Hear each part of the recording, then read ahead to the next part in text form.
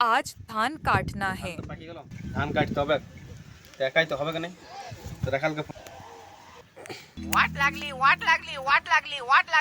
Hello, ধান কাটতে এখনই তুরন্ত ধান পাকি গেছে এখনই কাটতে জলদি করে 150 হাজিরি গেল তোর জলদি আয় না না আমি এখনই যাচ্ছি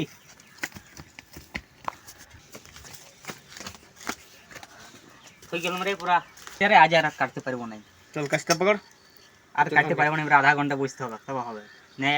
এক বোতল মহলা খাই দে এবং গোটা খেত কাটে সাফা করে দেবো। ঠিক আছে চল একবার চল তো ভাই।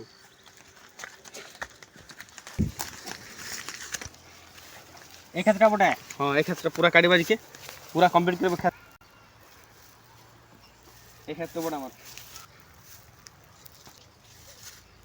পুরা রোদ দিচ্ছে, কি করে কাটবো ধানটা? চল কাট তুই কি বলে যাও মোমা কাট চল চল কাটো